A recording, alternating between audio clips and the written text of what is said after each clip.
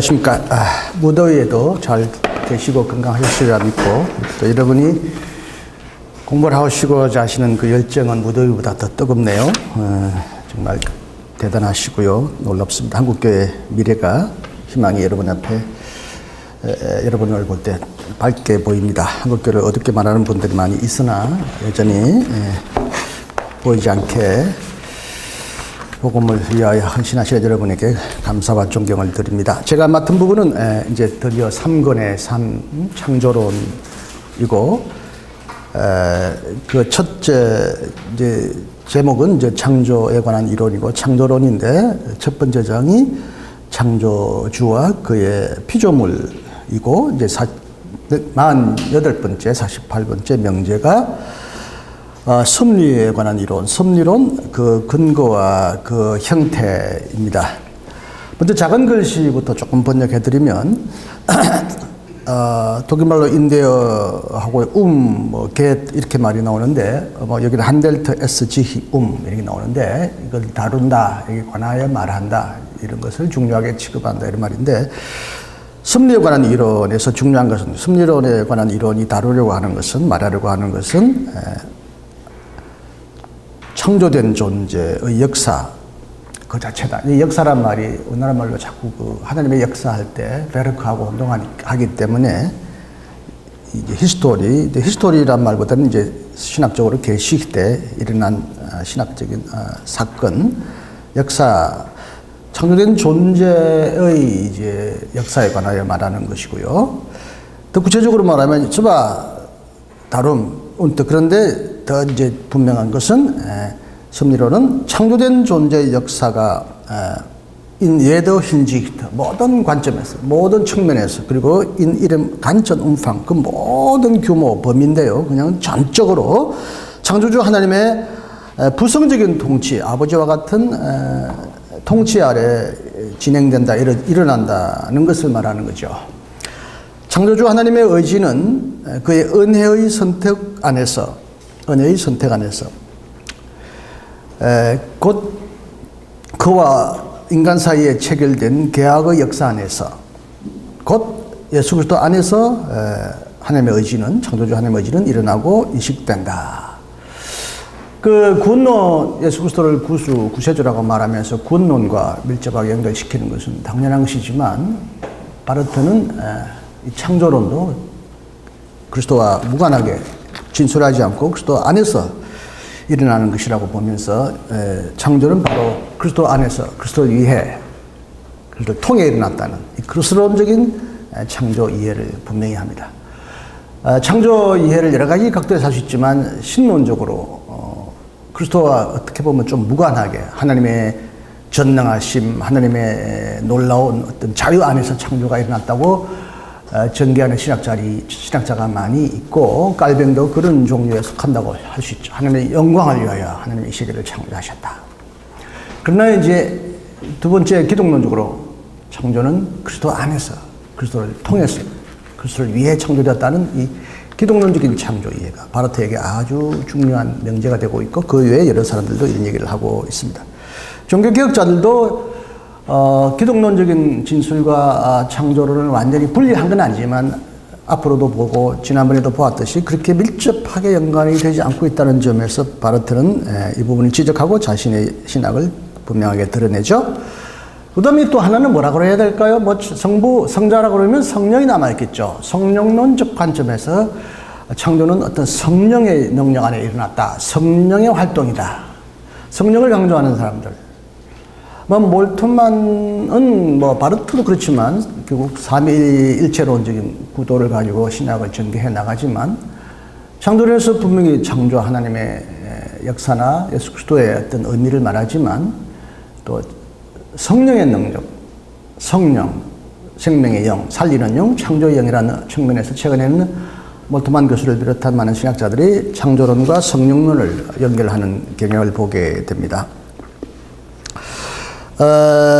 제가 아직 다 창조론을 여기서 읽어보지는 않았지만, 성령에 관한 진술이 얼마나 여기 안에서 긴밀하게 연결되어 있는지 여러분이 한번 유익 있게 앞으로 보시길 바라되,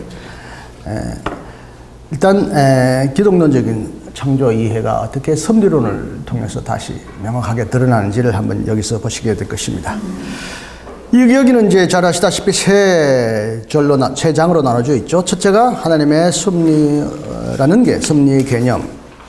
두 번째, 크리스톨리의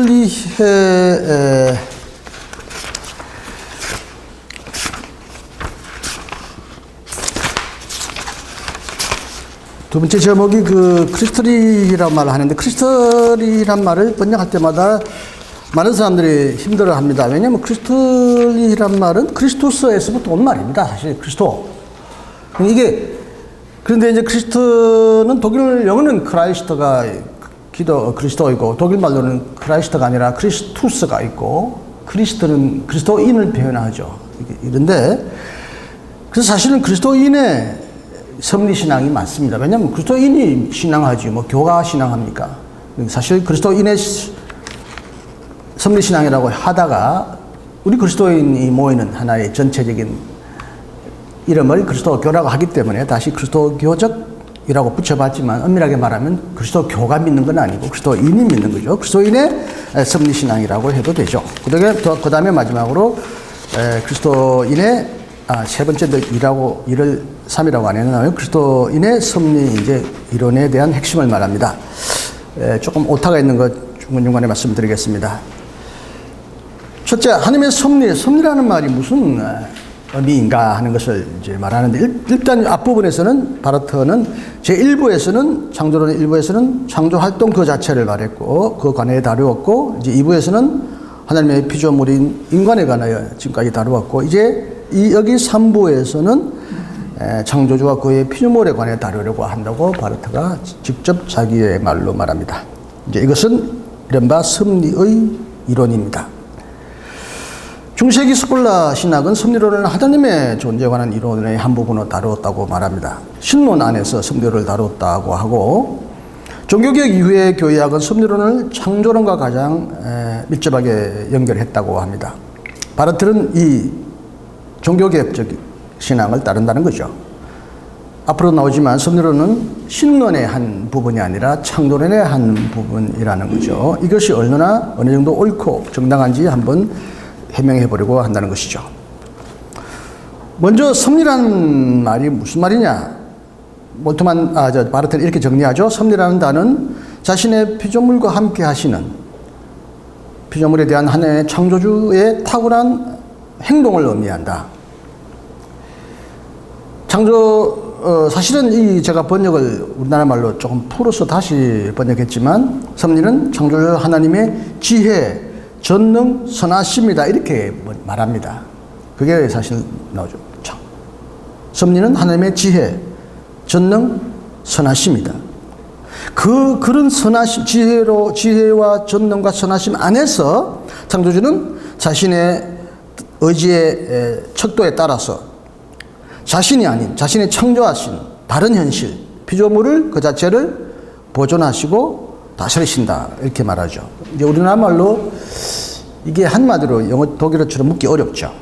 하나님이 그 안에서 보존하시고 그 안에서 다스리시는 그 지혜, 전능, 선함, 이렇게 말하면 아주 우리나라 말로 쉽게집니다. 하여튼 다시 이렇게 우리나라 말로 풀었어요.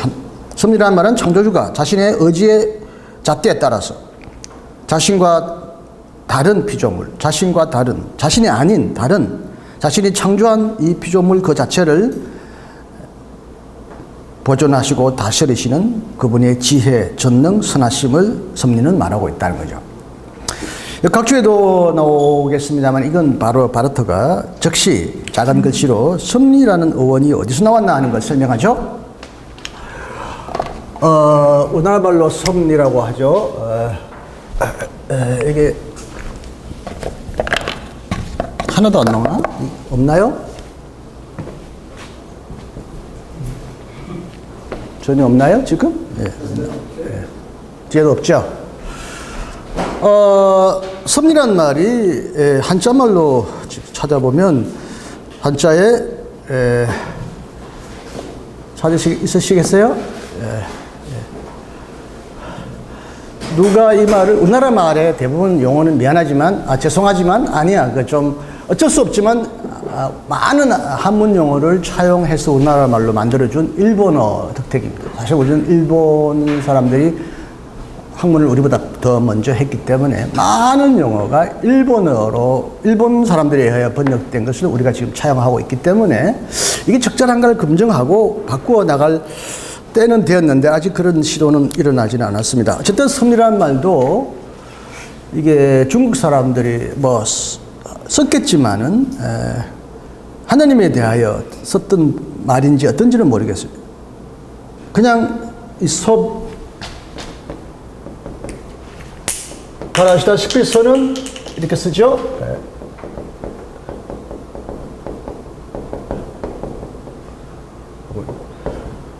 재미나는 건 손수가 있고 귀가 3개 있어요.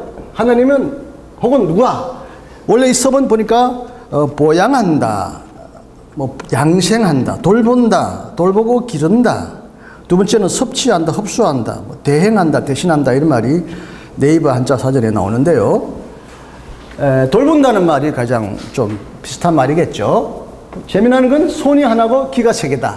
하나님은 우리의 사정을 즐겨 들으시고 훨씬 듣기를 좋아하셔서 3번은 들으시고 한 번은 손을 써서 우리에게 구원의 손을 내미신다. 이렇게 한자 말을 풀이해도 좀 비슷할 것 같아요. 그런데 하나님이 듣기만 하고 손만 내미시면 하나님은 눈먼 장님이신가? 내가 한번 생각해보니까 요 안에 눈목자가 여기 안에 들어있는 게 아닌가?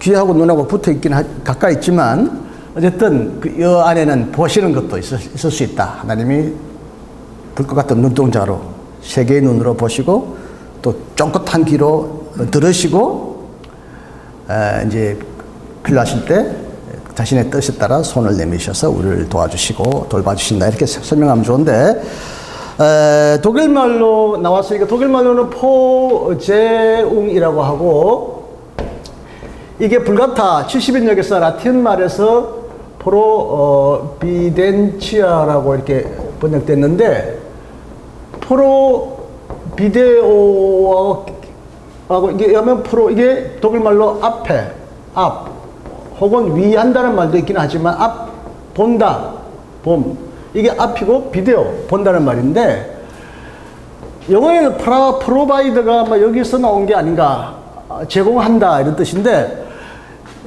바르트 말하듯이 이게 우리나라 한자말로 그대로 풀이하면 뭐 예견인데 예견하면 미리 일어날 것을 미리 알고 있다 본다 이런 말이죠. 나는 이것을 그렇게 생각한다가 아니라 그렇게 본다라는 말로 많이 하잖아요. 이 포제하고는 단순히 앞으로 뭐가 일어날지를 미리 예견한다는 말이 아니죠. 독일말로 미리 본다는 말 안에는 볼 뿐만 아니라 미리 알고 앞으로 무엇이 일어날지를 미리 하나님이 미리 준비하신다. 미리 대비하신다. 미리 장만하신다. 이 말은 여러분 잘 아시다시피 아브라함이 이삭을 바치라고 할 때 묵묵히 바쳤는데 그는 모르고 바치려고 했지만 하나님은 미리 이삭 대신에 드려질 희생제물을 준비하셨죠. 이때 하나님이 미리 준비하셨다. 이걸 야훼 이레, 여호와 이레. 야훼 이레란 말이 불가타에서는 데오스 프로비데빗. 이 말은 하나님께서 미리 아시고 미리 다 준비하셨다. 다른 제물을 대신 준비하고 예배해 주셨다. 예배해 주시고 장만해 주시고 마련해 주셨다는 이런 뜻이 이 섭리론에 있다는 거죠. 이 어원적으로 보면 여기서 나옵니다. 여기에는 그래서 이게 프로비데오보다는 프로비덴스라고 영어에는 섭리를 프로비덴스라고 하는데 다 같은 어원에서 나왔죠. 프로비덴스. 세상 사람들은 프로비덴스를 잘 안 쓰죠. 이제는 이게 신학적인 의미가 되었지만 프로바이더라는 세속적인 말에 이 어원이 살아 있긴 있습니다만은 프로비덴스는 단순히 뭘 제공한다는 차원을 떠나 훨씬 더 넓고 폭 깊은 신학적인 뜻이 있죠. 프로비덴스라고 하고 프로비덴치아 보세요. 이렇게 원적으로는 아브라함의 그 사건에서 바르트는 자꾸 찾았고요. 이제 구체적으로 섭리가 뭐냐 하는 거죠. 여기서 바르트는 예전과 일단 섭리를 구분하려고 합니다. 각주에 보면 페트루스, 롬바르두스, 보나벤추라, 토마스 아퀴나스는 이 둘을 혼동했다고 말하고 있는데 예정과 섭리는 다르다. 예정은 하나님의 영원한 결정이죠. 창조 이전에 창조와 무관하게 하나님이 결정하신 독자적인 행동이고요. 여기서 하나님이 영원히 선택하시는 하나님이 아니라면 참 하나님이 아니라는 의미에서 예정론의 중요한 것을 강조하지만 이 예정과 상응하는 섭리론의 뿌리는 없다. 이 말은 섭리론의 뿌리가 예정에 있는 것이 아니다. 창조 이전에 영원한 하나님의 결정론에 있는 게 아니다. 섭리는 하나님의 결정의 수행, 아우스피르ung이라는 말을 독일말로 썼는데 바깥으로 끄집어낸다 이런 뜻이 독일말로 있는데 결정한 걸 이제 바깥으로 실천하는 거죠. 하나님 안에서 하나님 안에서 결정하신 것을 이제 하나님 바깥으로 나가셔서 구체적으로 결정하신다는 거죠. 어떻게 예정은 창조 이전에 하나님 안에서 일어난 행동이라면 섭리는 이제 하나님이 외부를 향하여 피조물을 향하여 행하시는 그런 행동이라고 하는 의미에서 예정과 섭리는 구분되어야 한다. 예정과 섭리를 잘 이렇게 우리가 혼동할 경우가 많이 있죠. 그러나 예정과 섭리는 다르다는 거죠. 섭리는 자신의 피조물과 관계를 맺는 창조주 하나님의 지식, 의지와 행동이다. 일단 창조와 섭리의 관계를 계속 말하는데 다시 이제 창조와 섭리의 또 관계를 말합니다. 창조와 섭리는 또 다르다는 거죠. 창조는 일회적이고 반복되지 않았고 반복될 수 없는 행위. 시간 안에서 그리고 시간과 함께 시작된 그리고 시간 안에서 완료된 행위라. 섭리는 계속적인 활동이 창조 활동이 아니다. 섭리는 창조와 다르게 이미 창조된 그리고 다시 창조될 수 없는 피조물과 관계를 맺으시는 하나님의 지식, 의지이죠. 의식이 아니라 의지와 행동이다. 섭리는 창조의 활동을 돌보고 확정한다. 만약 하나님이 이러한 돌봄과 확정을 지속적으로 입증하지 않는다면 어떤 피조물도 존재할 수 없을 것이다. 그렇지만 이것은 하나님이 지속적으로 새롭게 창조한다는 사실을 의미하는 것이 아니다. 이제 제49가 명제가 곧 der Vater als Herr seines Geschöpfs 그의 피조물의 주님으로서 하나님 아버지라는 그 장애 1, 2, 3의 섭리론을 세 가지로 이제 구분해서 구체적으로 설명을 합니다. 첫째는 하나님의 보존, 두 번째는 하나님의 동반, 세 번째는 하나님의 통치. 그래서 섭리 구체적인 내용에 대해서는 이제 그 다음 49 명제에서 구체적으로 이야기할 터인데, 이 세 가지 구분은 어디서부터, 누구에부터 시작되었는지 아직 제가 깊이 조사해보지 않았습니다만은, 그 크벤슈테트 구개신교 정통주의 1600년대 개신교 정통주의를 교약을 완성한 이 크벤슈테트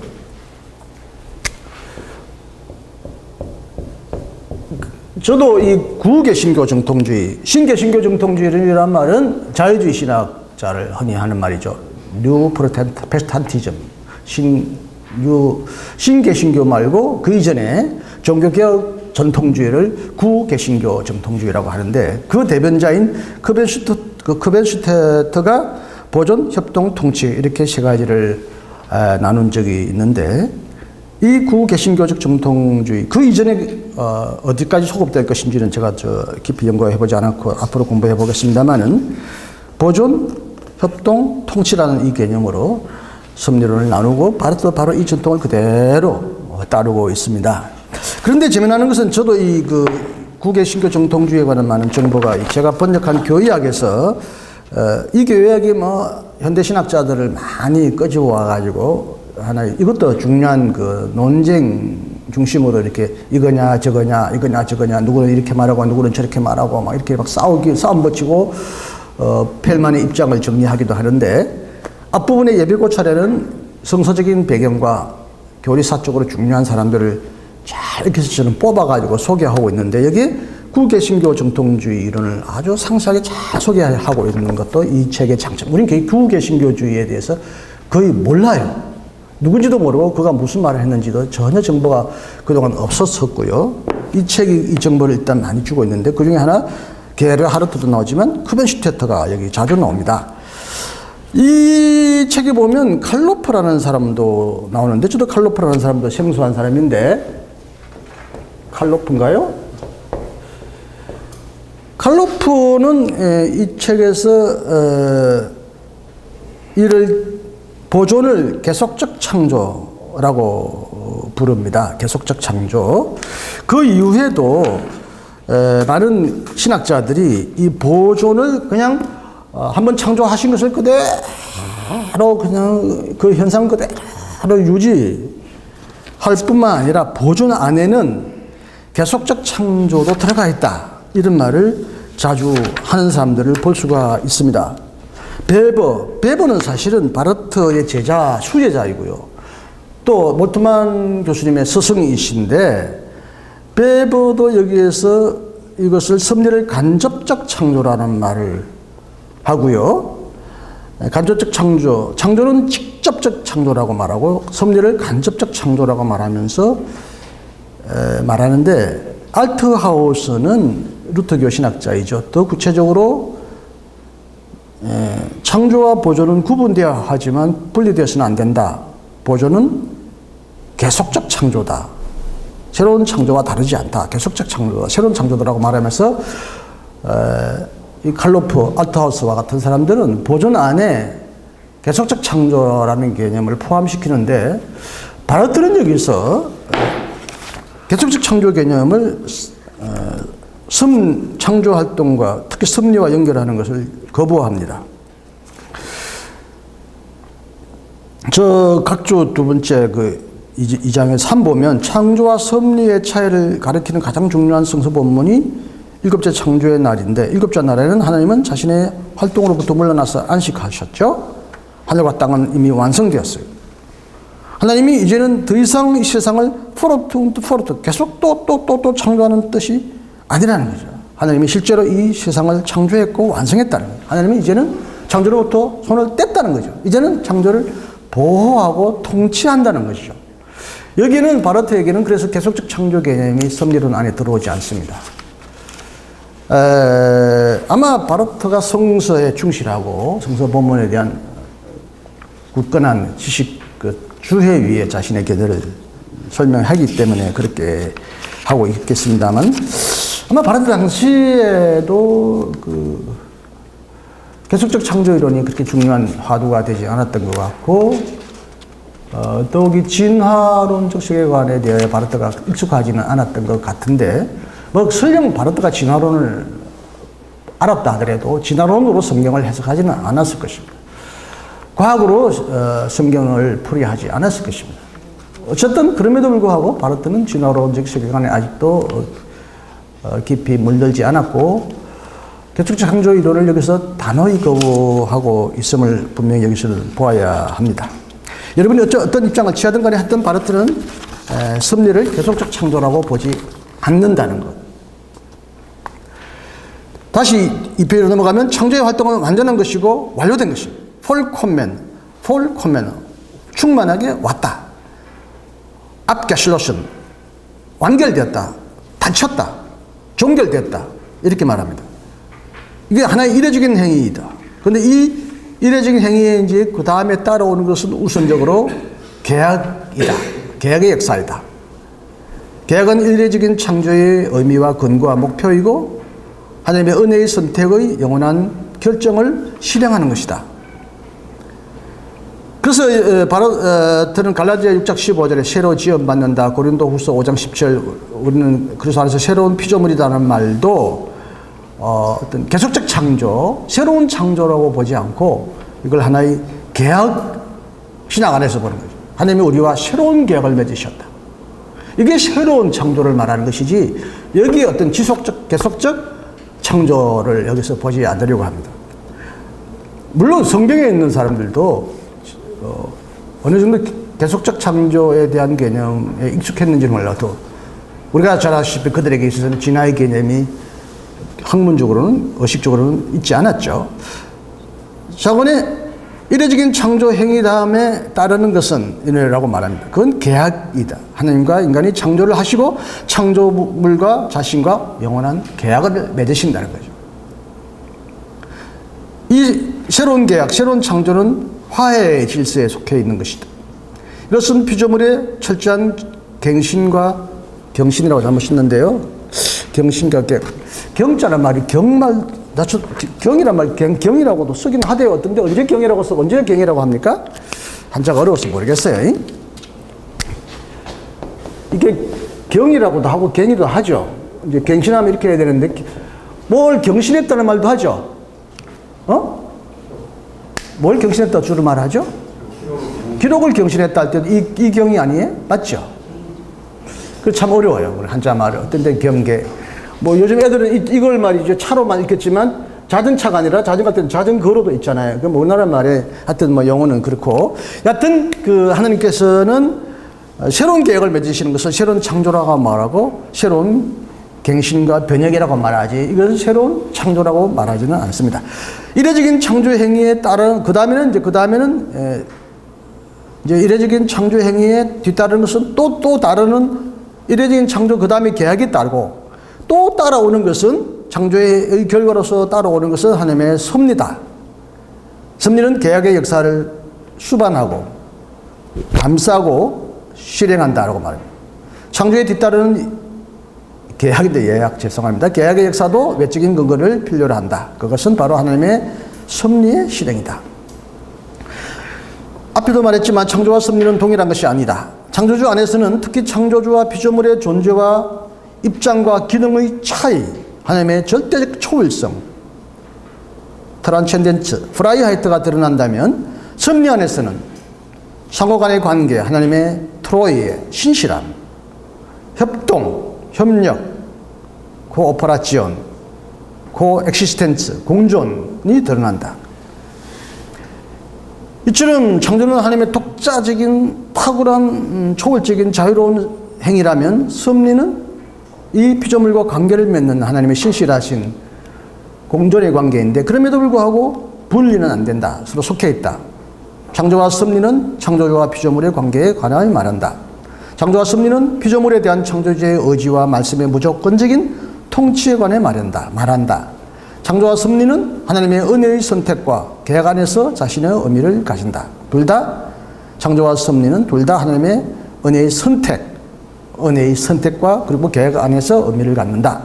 창조와 섭리는 그러므로 동일시할 수도 없지만 분리될 수도 없다.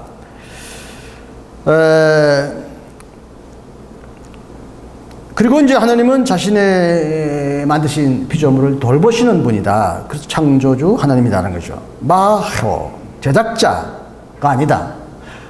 뛰어난 제작자는 아무리 뛰어난 작품을 만들어도 제작자는 자기 작품을 일단 남의 손에 넘기거나 팔아버리거나 어디 방치해버리고 돌보지 않을 수는 있지만 아무리 위대한 제작자라도 아무리 위대한 작품이라도 이 관계는 끊어질 수 있지만 하나님은 신실하시는 하나님이기 때문에 자신이 창조하신 세계를 결코 방치하지 않으신다.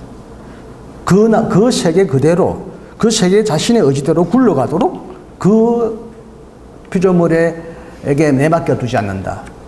이걸 흔히 이제 우리 이신론이라고 그러죠. 이신론.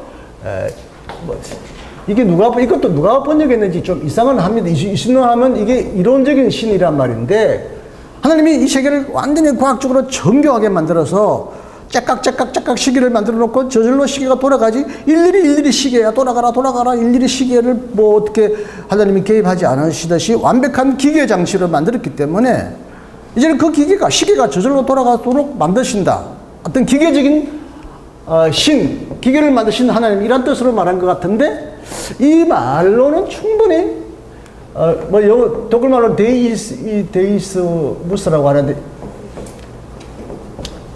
이게 어원적으로도 좀 애매합니다. 데이즘이 영어나 독일어로 어원하지만 우리나라 말로는 이론적인 이신론이라고 그러는데 하여튼 한번 창조하신 후에는 창조된 세계를 그 자체의 법칙에 따라 가도록 하나님은 이제는 자유롭게 이제 등을 간섭 아니하시는 하나님이다.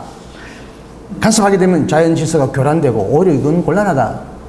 그래서 자연과학자들은 아인슈타인을 비롯한 사람들은 혹은 호킹 같은 사람도 초기에는 이런 이신론을 신앙했고 이 신론적인 신앙을 분명히 비판해야 되는데 4번에 보면 깔벤과 게하르트는 에피쿠르스 학파의 신론을 비판했고 하리다누스는 아리스토텔레스가 말하는 최초의 원동자, 이 세계를 움직이시지만 자기를 움직이지 않는 최초의 원동자로서의 하나님도 기독교 하나님의 창조주가 아니다, 이런 얘기를 하고, 아구스티누스와 토마스 아퀴나스와 스트라우스에게도 이런 경향이 발견된다고 말을 합니다. 하나님은 자신의 피조물 그 자체에게 맡겨버리는 그런 하나님이 아니라 피조물을 보존하고 다스리신다.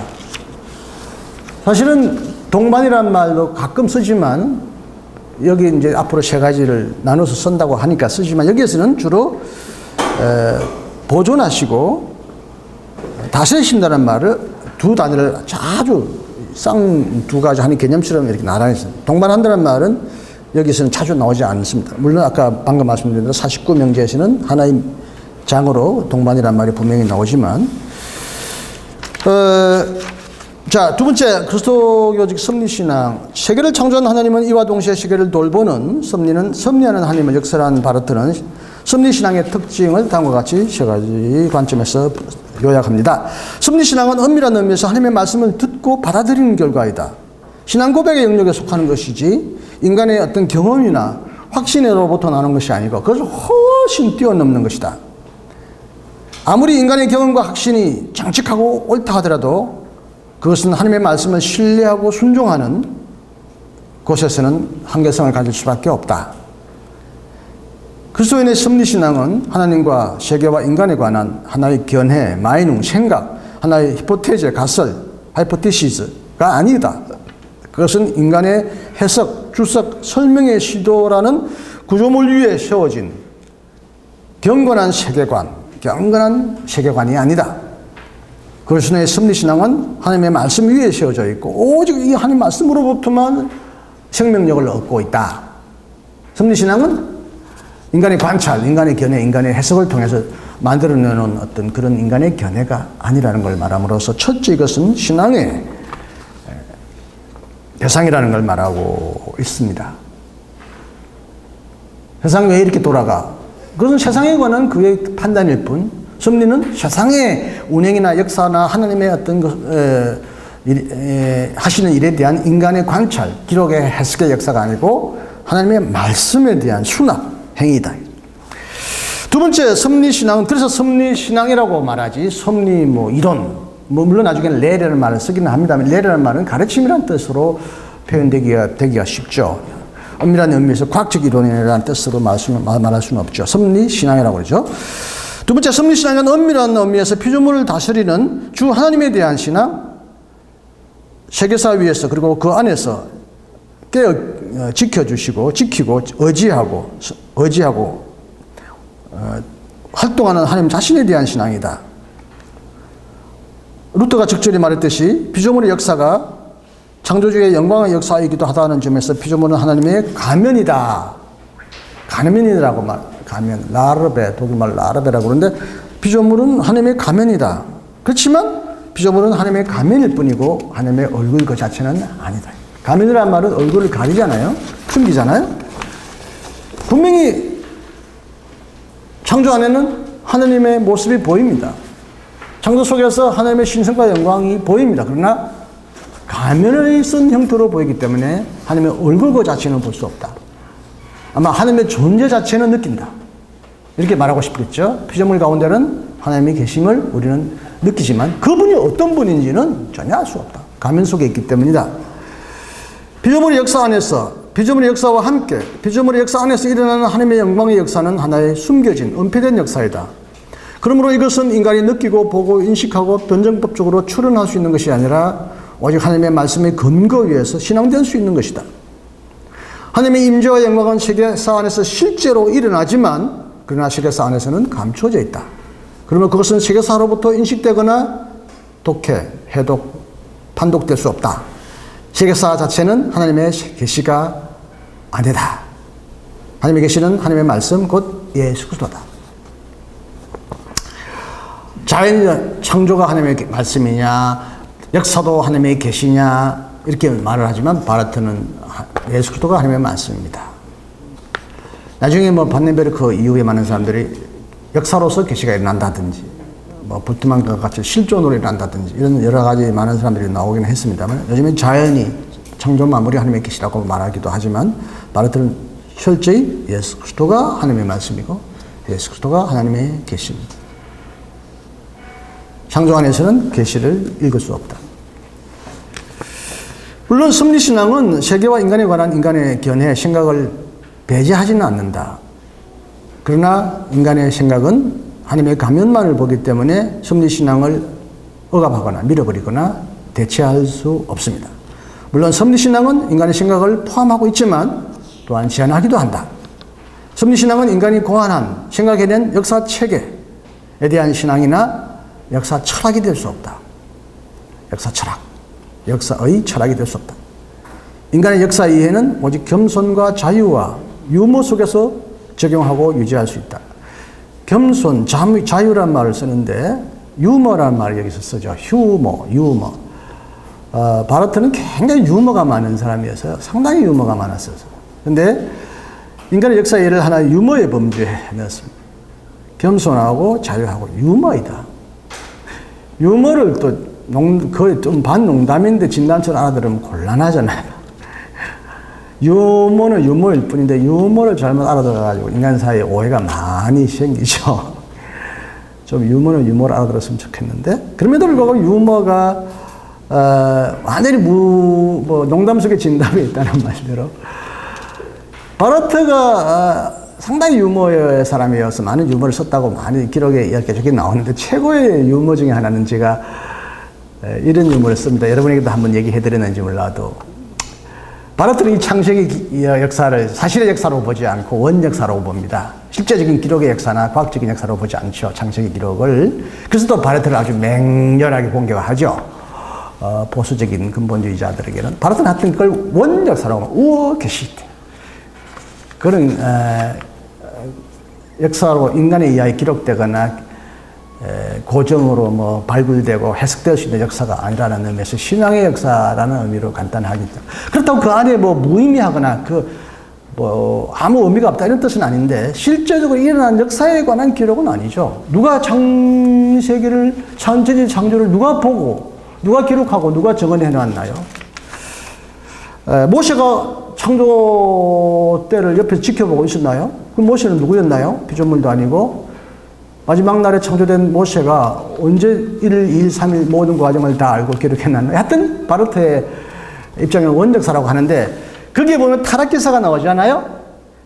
뱀이 이제 아담을 유혹하잖아요? 아직도 목사님 설교에 보면 그걸 실제적인 사실 얘기처럼 하는 분들이 있죠. 뭐 그렇게 설교는 그렇게 설교밖에 할 수 없겠지만 어느 날 바르트가 있는데 어떤 귀부인이 찾아왔어요. 바르트 목사님, 질문이 하나 있어요. 근데 자펜빌이라는 것은 그 당시 어마어마하게 새로운 자본주의 공장이 밀려오면서 자본주의, 사회주의 운동이 막 일어나기 시작하고 바르트는 노동자 편에서 막 노동조합을 만들고 빨갱이라는 목소리를 들어가면서 예수도 사회주의자였다라고 막 말하면서 가난한 자들의 편을 들고 막 그랬는데 어느 부자가 와가지고 막 고민을 얘기하니까 어떻게 하면 좋겠습니까? 부가 나쁜 겁니까? 돈을 어떻게 해야죠? 노동자들을 어떻게 해야 됩니까? 뭐 이렇게 부자는 천국에 갈 수 없으니까 이런 질문을 하면 좋을 텐데 기가 막히게 희한하게 정말 한심한 질문을 한 거죠. 바르트 목사님, 창세기에 보면 뱀이 아담에게 이걸 먹으면 안 죽는다고 얘기했는데 어떻게 뱀이 말할 수 있어요? 이렇게 질문하는 거예요. 그때 그냥 대답했던 바르트의 유머는 정말 그냥 촌철살인과 같은 대답이었죠. 누가 어떻게 말했는지 기억하시나요? 내가 얘기하면 안 했나요? 누가 기억하세요? 김재진 박사님은 어디서 나한테 들었나? 뭐 한번 알아맞혀 보세요. 바르트가 뭐라고 말할게? 여러분 뭐라고 말하니까 성도가 와가 목사님 뱀이 이거 먹으면 괜찮다. 하나님이 죽으라고 먹어도 먹으면 안 된다 그러는데 아니야 먹어봐. 니 하나님처럼 된다 하고 이렇게 꼬셨잖아요. 뱀이 어떻게 말을 하죠? 나중에 뭐 보면 나귀가 말하는 얘기도 나오고 뭐 이런 얘기 하지만 어쨌든 창세기 기사에 뱀이 이브를 하와에게 유혹하는데 어떻게 말을 했다고 뭐라고 말하겠습니까? 여러분 뭐라고 대답하겠어요? 아마 많은 사람들은 뱀은 바로 악마다, 용이다. 그 안에 악마가 들어가가지고 뱀의 입을 통해서 말했다. 거기서 악마를 보거나 사탄을 보려고 하는 사람이 있는데 창세기는 악마론, 사탄론이 전혀 안 나오죠. 바르트의 아주 촌철살인의 유머가 뭡니까? 목사님, 어떻게 뱀이 말할 수 있나요? 그랬더니 방금 말하지 않았습니까? 유머죠. 방금 말했다는. 또 유머만은 아니죠. 하여튼 분명히 유머는 어떤 사실을 말하는 건 아니지만 어쨌든 재밌다는 거죠. 어쨌든 인간의 역사 이해는 하나의 유머 정도로 겸손한 자유 속에 이루어지는 유머로 보아야지 그걸 하나의 철학으로 하나님의 말씀을 대체하는 것으로 볼 수 없다. 그거는 수정되기도 하고 폐기되기도 하고 대체될 수 있는 하나의 작업가설, 하나의 추론, 가설일 뿐이다 라고 말합니다. 세 번째, 섭리신앙은 그리스도에 대한 신앙이다. 하나님의 말씀은 오직 하나. 이 하나의 말씀 외에는 다른 말씀이 없는데 바로 예수 그리스도가 하나님의 말씀이기 때문에 피조물의 역사는 예수 그리스도의 역사와 나란히 존재하는 것이 아니라 피조물의 역사는 그 안에서 의미를 가지고 있고 그 안에서 제작되고 그 안에서 결정되고 피조물은 그를 위하여 섬기고 어둠 속에서도 예수 그리스도를 반사하고 있고 반영한다는 거예요. 철저히 기독론적 창조입니다. 창조는 그리스도 안에서 그리스도를 위해 그리스도와 함께 창조되었다. 그러므로 세계사를 다스리는 하나님의 통치도 그리스도와 무관한 어떤 일반적인 명제나 일반적인 형태로 설명할 수 있는 것이 아니라 철저히 예수 그리스도 안에서 행동하신 그 하나님의 행동이다. 그것은 하나님이 예수 그리스도 안에서 단 한 번 맺은 영원한 관계, 그건 창조 때 그리스도 안에서 우리와 계약을 맺으셨죠. 다른 종교와 세계관으로는 이해할 수 없는 것이고 유일무이하고 독보적인 것이다. 하나님의 통치는 어떤 일반적인 통치가 아니라 하나님 아버지의 통치다. 이 아버지란 말은 나중에도 곧 뒤에 나오겠습니다만 예수 그리스도의 아버지 하나님입니다. 예수 그리스도가 고백한 하나님 아버지의 통치다. 그것은 선할 뿐만 아니라 즐겁고 또 여기는 또 사랑스럽기도 하다라는 말을 합니다. 요약하면 섭리신앙은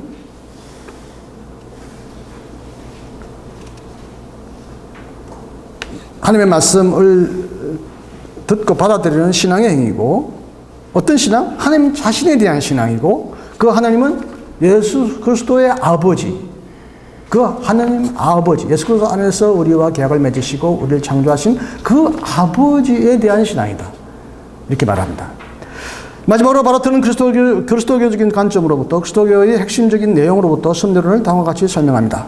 하나님이 피조물의 주님으로서 의도하는 것, 하나님의 통치 행위의 의미와 의도와 목적과 명예는 우리에게 분명히 계시되었다. 섭리는 계시되었다. 우리가 역사의 가면을 벗기거나 역사의 비밀을 발견한 것이 아니다.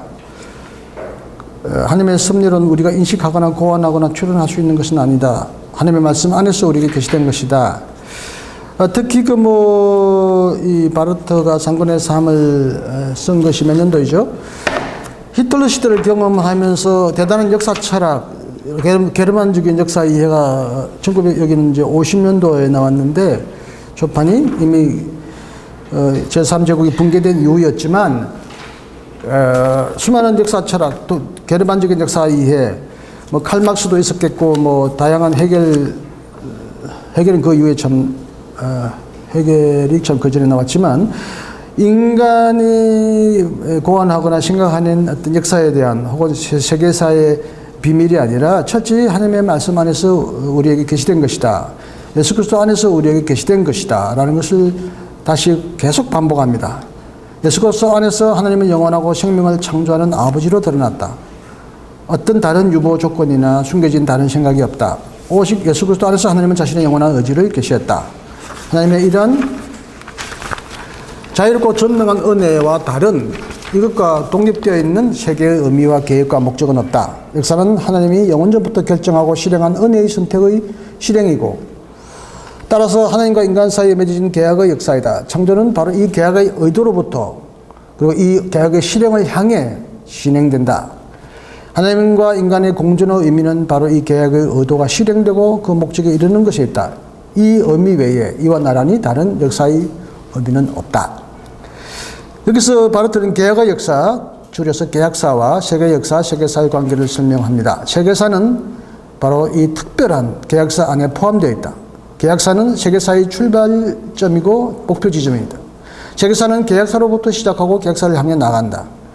세계사는 개혁사를 향해 수렴하고 마침내는 그 방향을 향하여 달려간다. 세계사의 진정한 근거는 바로 개혁사에 있다. 피조물의 역사는 은혜의 개혁사에 포함되었고 그게 맞추어졌고 개혁사와 협력한다.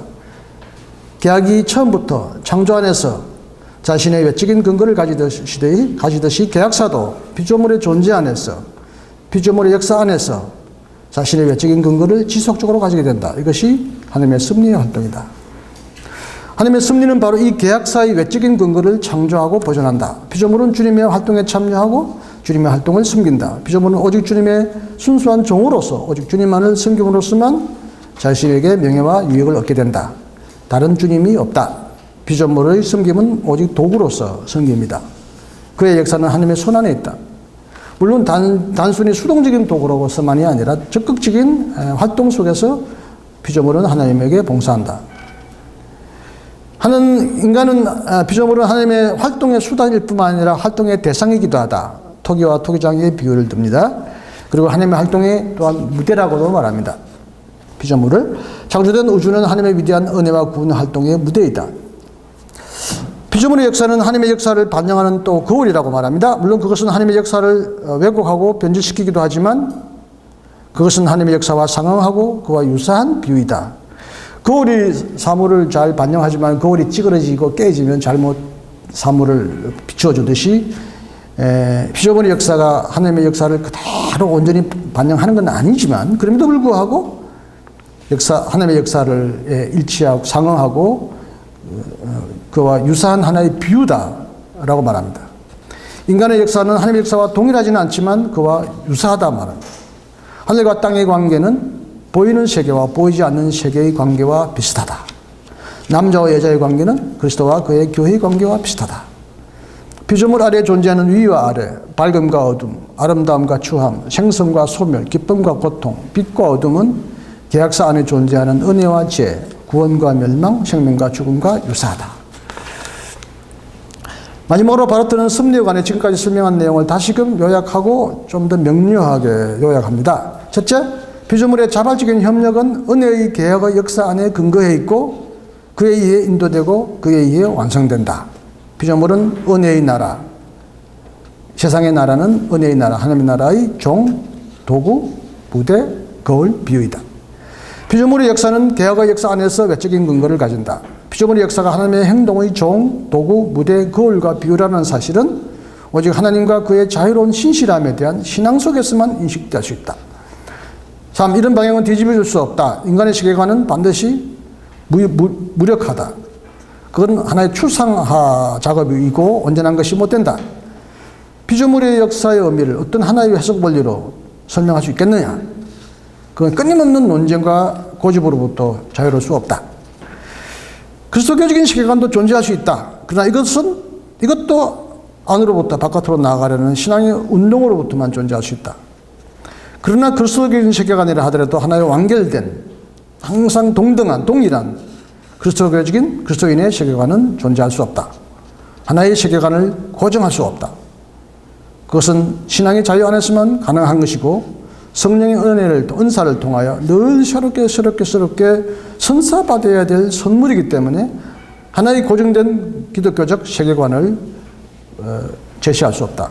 그러므로 우리는 늘 새롭고 더 나은 통찰을 얻으려고 늘 노력해야 한다. 이렇게 말을 합니다. 제가 자꾸 말을 많이 붙이게 되면 시간이 더 많이 낭비되고 또 토론 시간을 깎아먹기 때문에 바르트의 글을 충실하게 가급적 전달하려고 노력했고, 아까 제가 안으로부터 바깥으로라는 말은 제가 붙인 말이지 이 본문에는 나오지는 않습니다. 예정이 하나님 안에서 일어난 일이고 창조는 바깥을 향한 활동이다라는 말은 다른 조신학적인 용어로 제가 덧붙인 말이고 바르트의 말에 이 본문에서는 적어도 그런 말은 나오지 않는다는 걸 여러분이 이해해 주시기 바랍니다.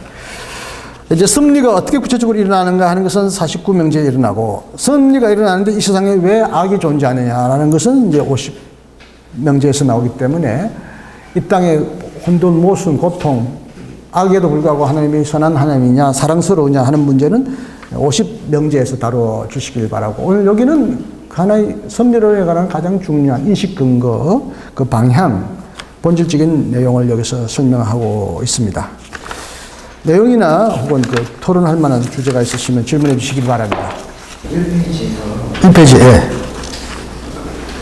창조와 섭리를 예. 우리가 구분하지 않습니다. 예, 예. 그래서 계속적 창조 자체를 섭리로 말할 수 없다고 표현하는데 이게 그 보네퍼가 자기가 계속적 창조를 쓰지 않고 그거랑 같은 의미에서 바로 말하고 있는 건가요? 보네퍼가요? 네, 보네퍼도 계속적 창조라는 개념을 거부하고 있는 걸로 알고 있는데 네. 그게 지금 바로타와 같은 입장에서 제가 보네퍼의 뭐죠? 창조와 타락은 구체적으로 깊이 읽어보지는 못했고요. 보네퍼도 상당히 성서 말씀의 주석에 충실합니다.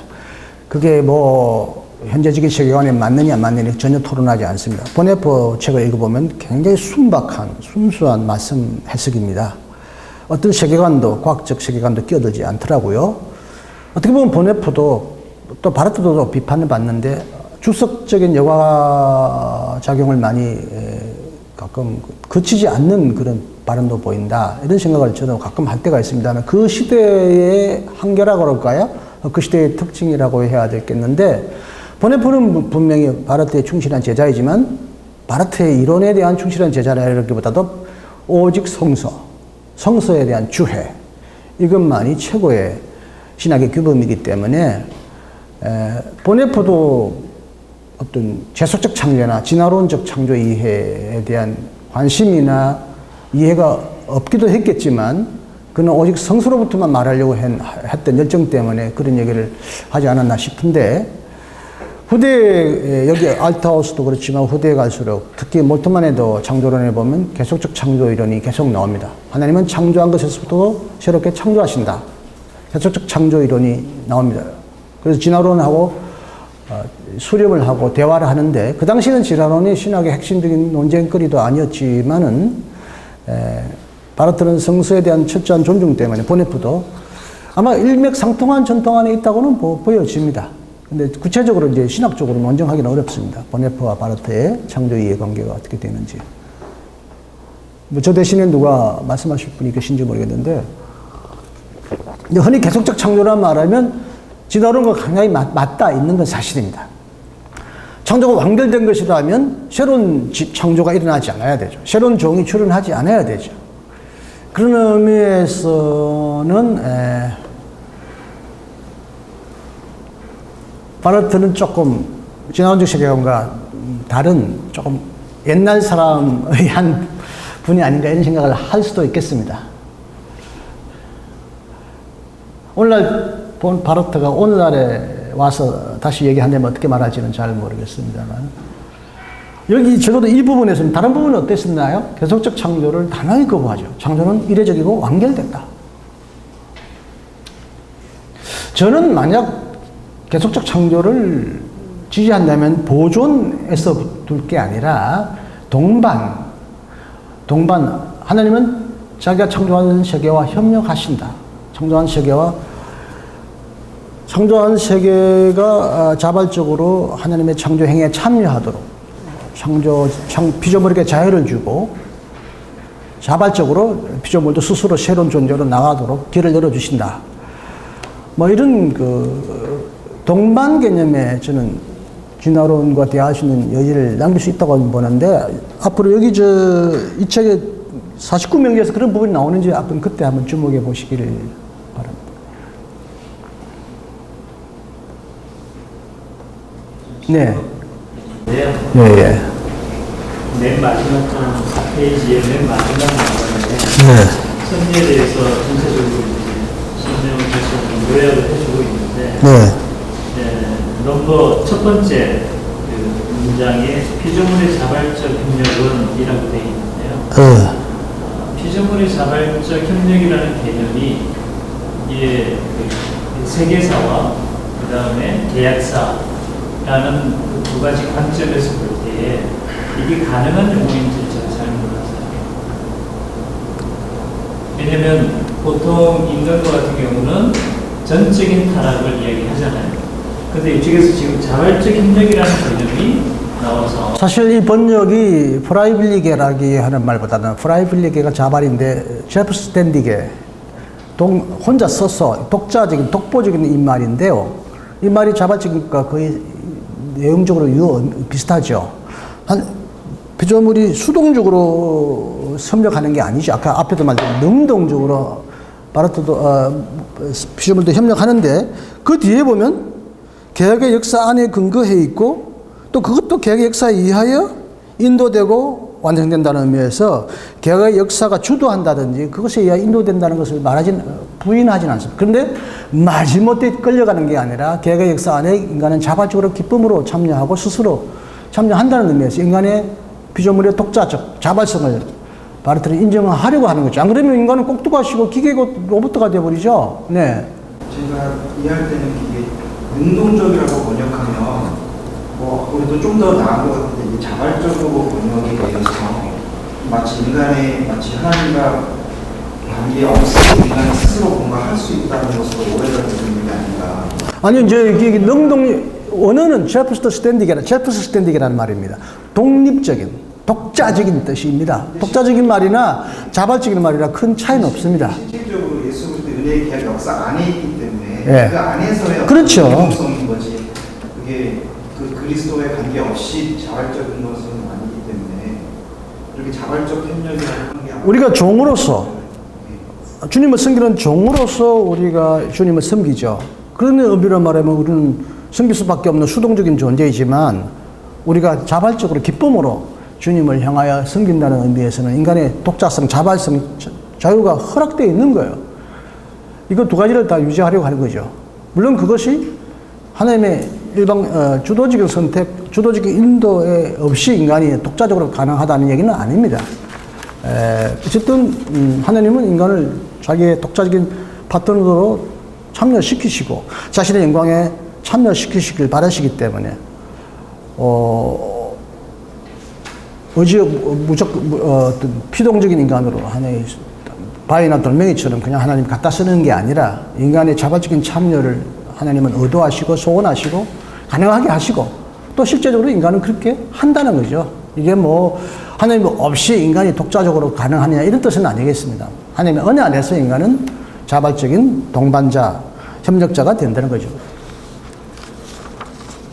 협력이라는 말은 인간으로부터도 협력이죠. 인간이 자발적으로 협력 안 하면 그건 협력이 아니죠. 그건 강제고 노역이고 강압이죠. 하여튼 그런 제가 전제를 드렸던 게 하나님의 계약사와 세계사라는 두 개념 하에 인간의 자발적 협력이라는 말을 제가 쓴 이유는 바로 그 하나님의 계약사라는 개념과 세계사라는 개념을 나눌 때에 이미 하나의 신앙이라는 개념이 하나의 전제가 되어 있는 개념이지 않느냐. 그렇다면 당연히 무슨 신앙? 어떤 신앙? 신앙이라는 것이 전제가 된 상태에서 그 세계사라는 개념과 계약사라는 개념이 우리가 수긍이 되는 상황인데 예를 들어서 제가 불신앙자일 경우에 세계사는 당연히 세계사 독자적으로 남아있는 하나의 객관적인 사태에 있고요. 그 다음에 만약에 신앙자들이 이야기하는 계약사가 있다라고 전제를 해보자는 거죠. 그러니까 저 관찰의 입장에서 제가 말씀드리는데 제3자적 입장에서 그러니까 신앙자의 입장에서는 충분히 이게 이해가 되는데 보통 우리가 세계사라고 이야기하는 것은 우리가 그 어떤 인간의 역사를 그렇죠. 이야기하기 때문에 어떻게 보면 굉장히 인간 자신의 어떤 역사적 전개를 시간적으로 풀어놓은 어떤 상황이라는 거죠.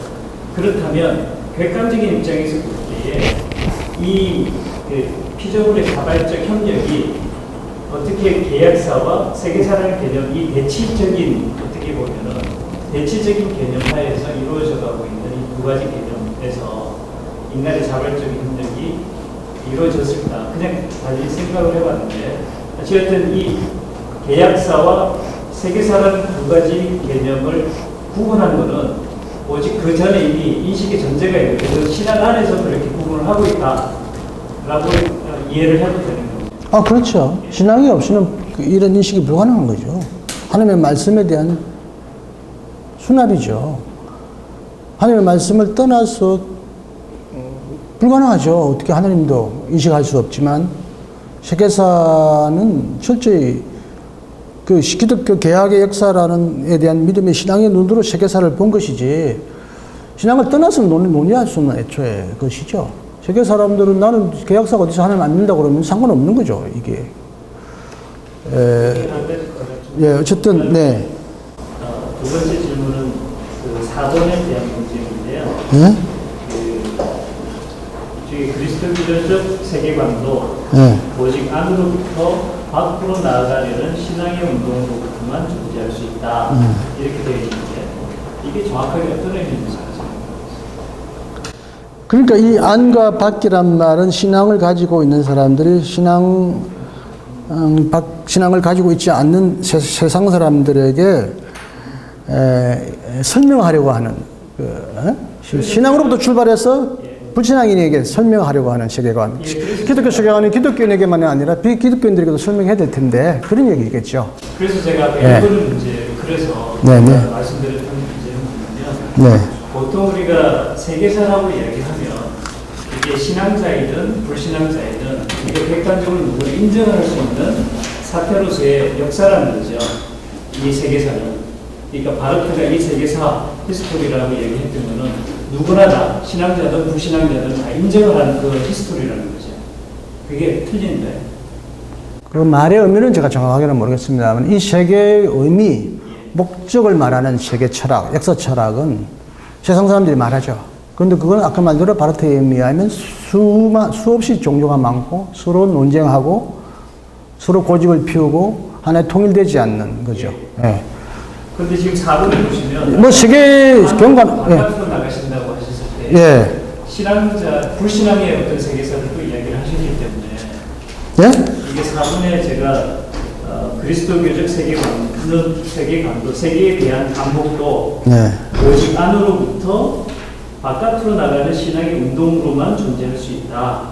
이렇게 되어 있잖아요. 그러니까 이 말은 아마 이 안박이란 말도 맞아요. 신앙 안에서 신앙 밖으로 혹은 말씀 안에서 말씀 밖으로 말씀 밖에서 신앙 밖에서 어떤 세계관을 가지고 그걸 가져와가지고 기독교의 세계관에 맞출 게 아니라 말씀 안에서 혹은 신앙 안에서 만들어진 이 신앙적인 확신을 가지고 이 세계관을 향하여 뭔가 말해야 된다는 이렇게 설명할 수밖에 없죠. 그렇게 표현을 해야 하죠.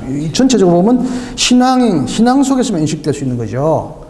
신앙이 없는 것은 불가능한, 그거는 수많은 가설이고 논쟁이고 고집인데 그리스도 안에서 하나님께서 계시하신 이 하나님의 말씀을 근거로 신앙의 확신으로부터 신앙이 없는 자들에게 혹은 이 세계를 향하여 세속적인 세계를 향하여 기독교는 이런 세계관을 가지고 있다라고 말하겠죠. 물론 믿는 사람들에게도 그렇게 하겠지만 그런 의미에서는 신앙 안에서 혹은 말씀 안에서 신앙 바깥으로 말씀 바깥에 있는 사람들에게 기독교 세계관을 이렇게 설명하려고 하는 어쨌든 신앙의 행위다는 거죠. 예. 제가 뭐 그냥 부득이가 발제물을 읽는데 제 생각에는 그 4번의 안과 밖이 그 안밖이 아닌 것 같고요. 뭐라고 같아요? 그러니까 안과 세계관 우리가 안으로 밖으로 나아가려는 신앙의 운동으로 할 때 그 안 밖이 그 1번과 2번에 그 안이라고 하는 것이 은혜의 계약을 말하는 것 같고 그 계약의 역사 안에서 외적 근거를 갖는다는 게 그게 밖을 의미하는 것이 아닌가. 네? 저는 그 계약의 역사 안과 밖이 1번과 2번을 통해서 이해돼야 되지 않는가 그런 생각이 듭니다. 아, 그게 무슨 말입니까? 그러니까 계약의 역사로부터 계약의 역사 자체가 어떻게 보면 하나님께서 영원 전부터 하셨던 그 외적 근거로서의 계약이시잖아요. 그것과 그 2번의 그것이 이제 피조물에 나타날 때는 이제 외적으로 나타나는 거. 그러니까 거기서 그래서 4번 자체가 안과 밖이 그 하나님의 안이라는 것은 하나님의 그 영원적 계획 그리고 그 밖이 그게 밖으로 이제 실현됐을 때에 그 안 밖을 말하는 것이 아닌가 그런 생각은 혹시 아닌 것입니다. 왜냐면 지금 1, 2, 3, 4 요약할 때는 분명히 안 밖의 의미를 그 그 자기 1, 2, 3, 4 논의 안에서 전개하고 있기 때문에 그렇게 이해해야 되는 것이 아닌가. 여기 방향은 뒤집어질 수 없다고 말하면서 방향이란 말이 나오지 않습니까? 부트로부터 바깥으로 나가는 이것도 방향이잖아요. 방향 설정이 뭐냐? 세계관으로부터, 일반적인 세계관으로부터 인간의 통찰이나 해석을 통해서 만든 그런 신앙과 말씀이 없는 인간의 인식이나 해석을 통해서 만들어진 세계관을 가지고 기독교 세계관 안으로 들어올 수 없다.